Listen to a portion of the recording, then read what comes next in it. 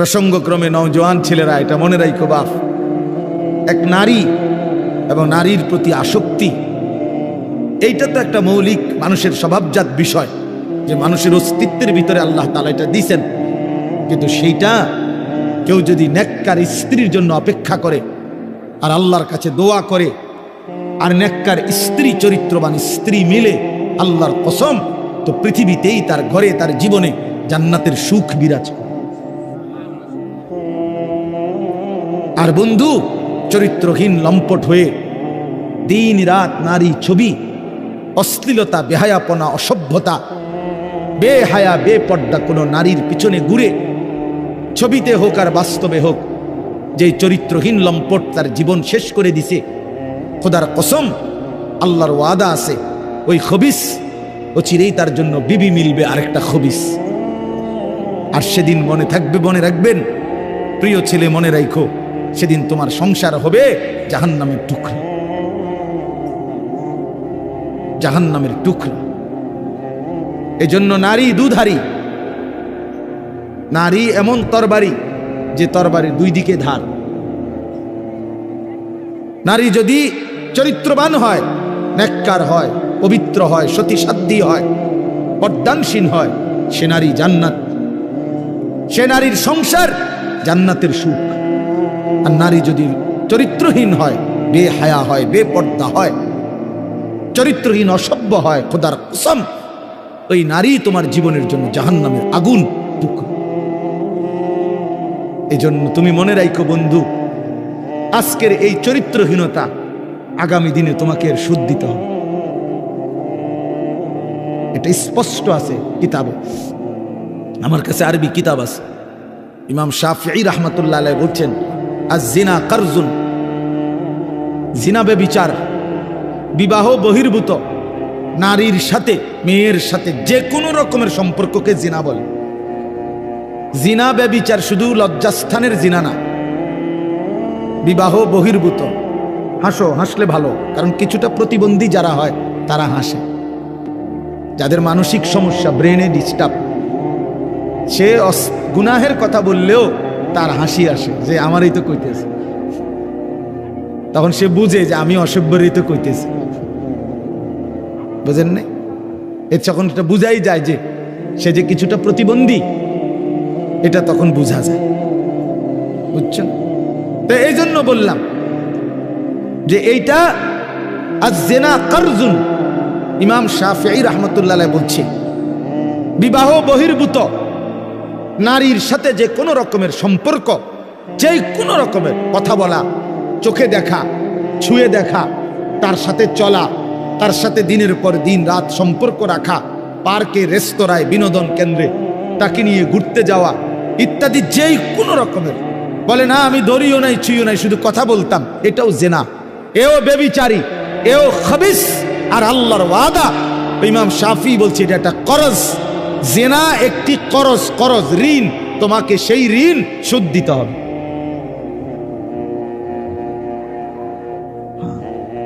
বেবিচার একটি কর্জ, এটা ঋণ, এটা শোধ দিতে হবে। তিনি বলছে তোমাকে এটার শোধ দিতে হবে, তোমার এই চরিত্রহীনতার শোধ, তোমার এই লম্পটের শোধ, সারা রাত নারী ছবি, উলঙ্গ দৃশ্য দেখার শোধ দিতে হবে। এটা মনের একটা ছেলে হলো, যদি কেউ বুঝে থাকো তো মনে রাখো, এর শোধ দিতে হবে। তুমি অচিরেই তোমার জীবনে একটা খবিস মিলবে, সেই খবিস তোমার জীবনটা তখন জাহান্নামের টুকরা বানায় ফেলবে। বেপর্দা নারীর হাসি, হাসি না, এটা আগুন। নর্তকীর হাসি, হাসি না, ওটা মূলত আগুন। বেহায়া কন্যার প্রেমের কথা, এগুলো মূলত সুন্দর কোনো শব্দ না, এগুলো আগুনের গোলা, এগুলো আগুনের গোলা। এটা শোধ দিতে হবে নিজের জীবনে, তখন ধুকে ধুকে মরব। রাস্তার বেড়ি দেখুন আর মোবাইলের নারী দেখা, আর নিজের বউ 6 নম্বর হওয়া, 3 নম্বর বেড়ি হওয়া, হ্যাঁ, অনেকটা ডিফারেন্স। ওই মানুষের জীবনে আর কোনোদিন সুখ মেলে না যে একটা চরিত্রহীন নারী পায়, অসৎ নারী, অসৎ নারী। আপনারা যদি নাও জানেন, আমরা তো জানি, কারণ আমরা যে হুজুর মানুষ, আমগোর কাছে তো হাজারো মানুষ, শত শত মানুষ নিজের ব্যক্তি জীবনের বহু কথা বলে, দোয়া চায়, তা আমরা তো শুনি কি বলে, কি বলে। বাহিরের মানুষ তো মনে করে হাসতেছে, স্বামী স্ত্রী একই ভক্সি গাড়ি দিয়া যায় প্রতিদিন, একই অফিসে অফিস করে, আবার সন্ধ্যা হলে ফিরে, একই ভবনে থাকে 3 বছর 7 বছর 5 বছর।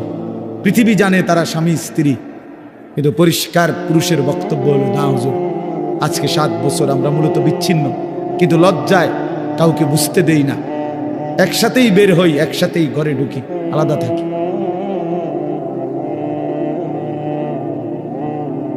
হ্যাঁ, স্বামী এক জায়গায়, স্ত্রী এক জায়গায়। স্বামী ছাদে বইয়া গিটার বাজায়, বিড়ি আর সিগারেট খায় আর গান গায়। আমি তো দেখছি দিনের পর দিন বেচারা গান গায়, সারা রাত গিটার বাজায় আর একটা একটা করে সিগারেট খায় আর গান গায়। গানও মাশাআল্লাহ, গানও না, গানের জাতও না,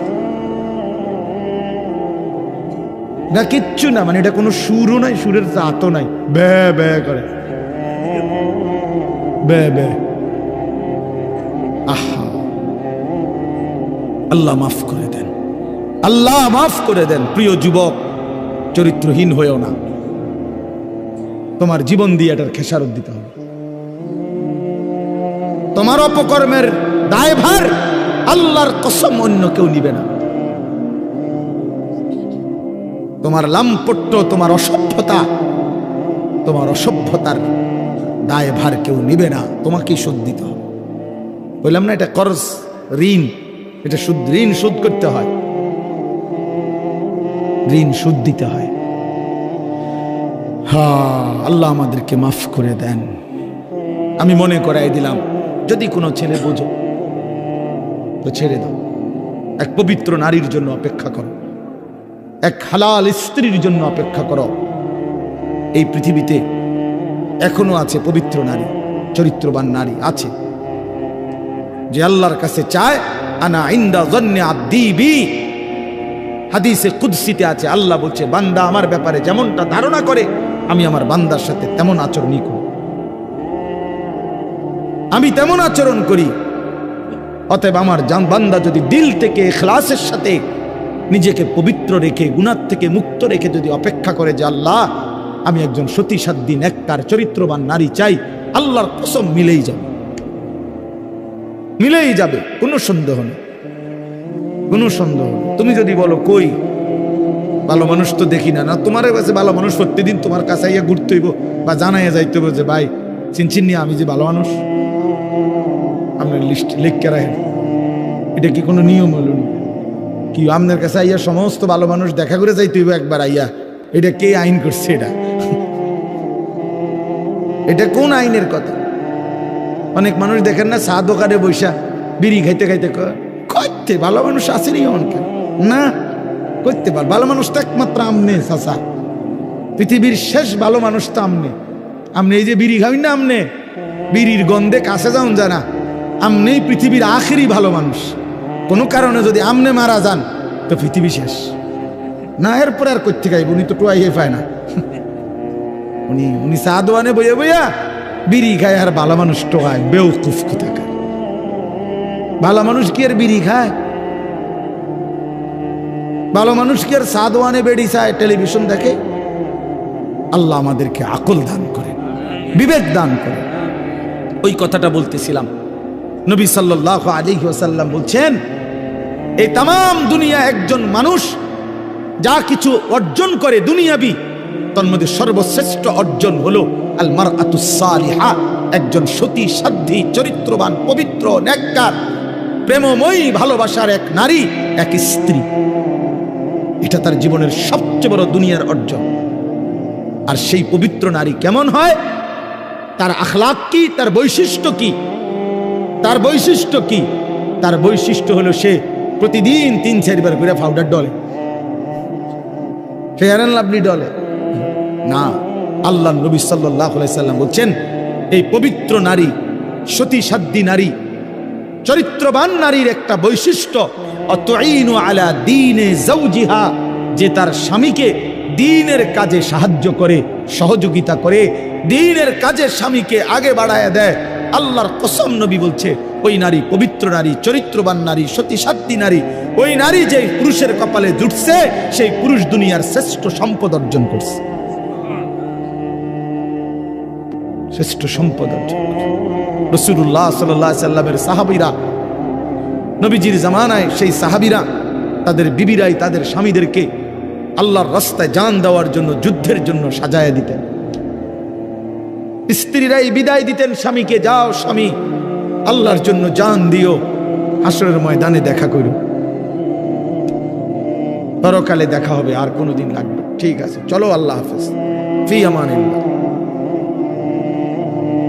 হ্যাঁ, আমরা কিতাবে পড়ছি এক মুসলিম নারী, তিনি তার 4 সন্তানকে নিজে যুদ্ধের জন্য সাজায় দিছেন এবং 4 সন্তানই যুদ্ধে আল্লাহর রাস্তায় শাহাদাত বরণ করছে।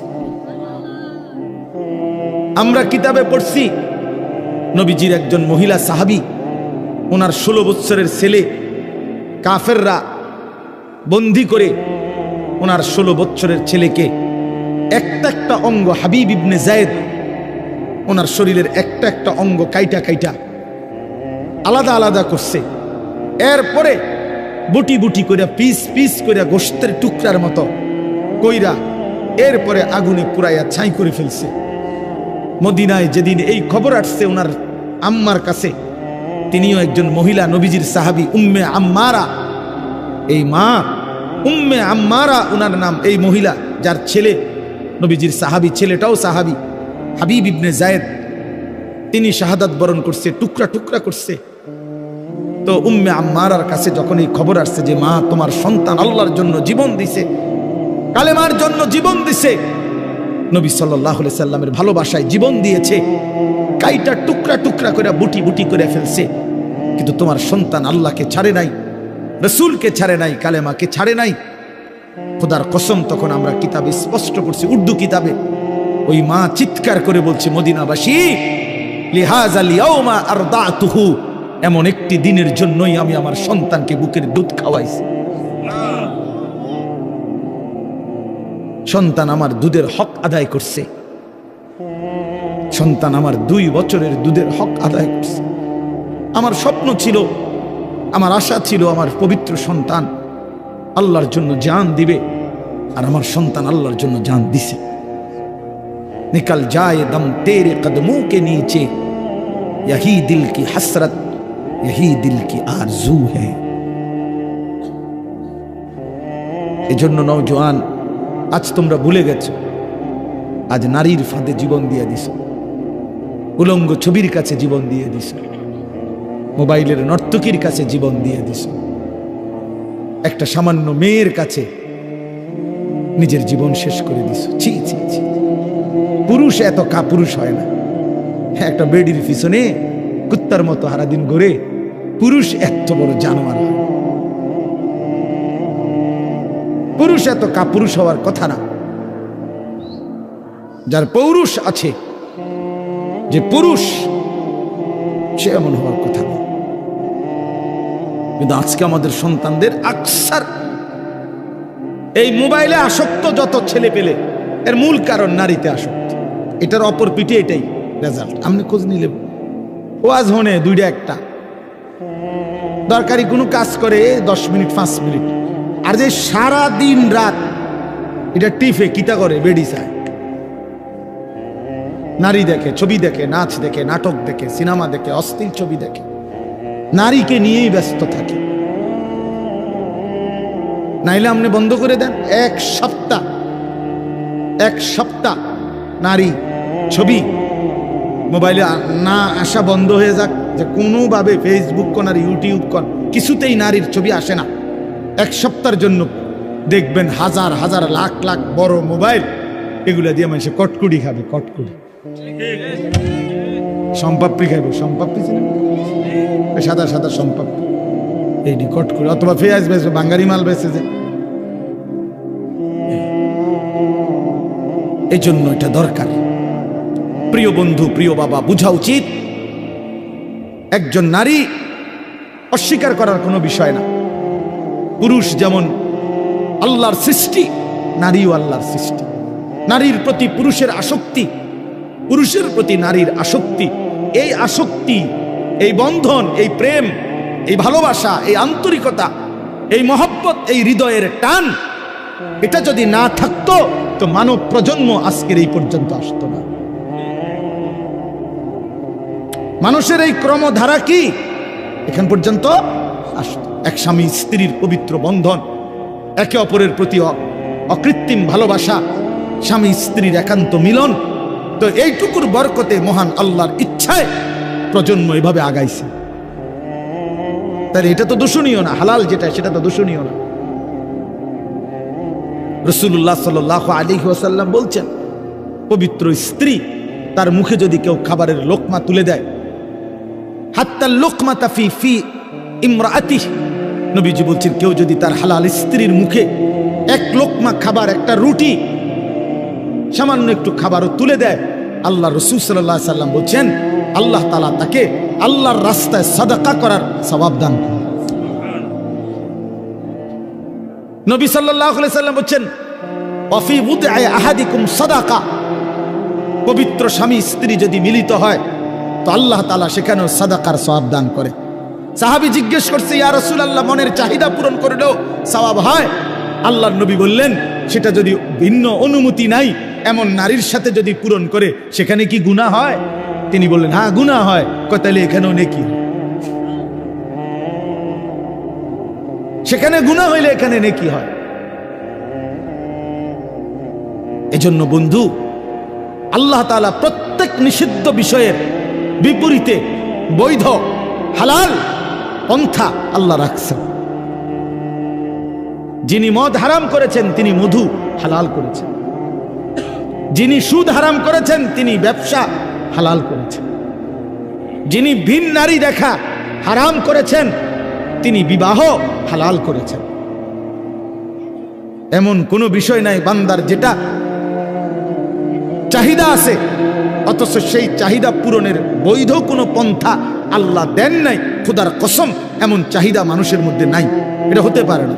কারণ প্রতিটি চাহিদাও দিছেন আল্লাহ, সেই চাহিদা পূরণের হালাল পন্থা নির্ধারণ করে দিয়েছেন, সেটাও আল্লাহ, সেটাও আল্লাহ করছে। আজকে অনেক মা বোন হয়তো পর্দার আড়ালে আছেন, শুনতেছেন, আপনাদেরকেও বলি, বেপর্দা নারী, বেহায়া নারী, বেহায়া কন্যা, তার বাস্তবিক অর্থে সামাজিক কোনো মর্যাদা নাই। ইসলামের দৃষ্টিতে, মানবতার দৃষ্টিতে, ইনসাফের দৃষ্টিতে, বিবেকের দৃষ্টিতে তার কোনো সম্মান নাই, ইজ্জত নাই। বেপর্দা নারী তো শোপিস, উপভোগের পণ্য। বেপর্দা নারী তো প্রদর্শনের বস্তু, প্রদর্শনের বস্তু, যে নিজেকে প্রদর্শন করে বেড়ায়। আল্লাহ তাআলা আমাদেরকে মাফ করে দেন। আল্লাহ আমাদের মা বোন, আমাদের কন্যা, যে সমাজের নারী বেপর্দা হয়, বিশ্বাস করেন ওই সমাজের সবচেয়ে বড় বিপদ হলো হালাল এবং পবিত্র পন্থা, হালাল এবং পবিত্র বিবাহ এবং হালাল এবং পবিত্র মানব প্রজন্ম তছনছ হয়ে যায়। আজকের ইউরোপ এই ব্যাধিতে আক্রান্ত, যখন অবাধ যৌনাচার, নারী পুরুষের অবাধ সহজ করে দিছে, আজকে তাদের বৈধ সন্তানের চাইতে অবৈধ সন্তানের পরিমাণই বেশি, পরিমাণই বেশি। আল্লাহ আমাদের সমাজ, আমাদের বংশধর, আমাদের প্রজন্মকে জিনা, ব্যভিচার, বেহায়া, বেপরদিগি, বেশরম এই জিন্দিগি থেকে হেফাজত করেন। বলে না আমিন। আল্লাহ বলছে, বান্দা দুনিয়া আর কিছুই নয়, শুধুই তামাশা, শুধুই খেলাধুলা।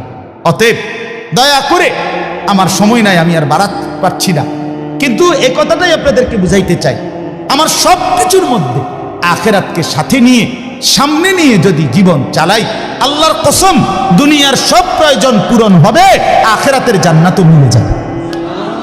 আপনি ঠকবেন না বাপ। ফজরের নামাজ পড়লে কেউ ঠকে না, 5 ওয়াক্ত নামাজ পড়লে কেউ ঠকে নাই দোস্ত। হারাম উপার্জন করে কেউ লাভবান হয় নাই, গুনাহ কাউরে তৃপ্তি দেয় না। আপনি সুখ পাইতেন।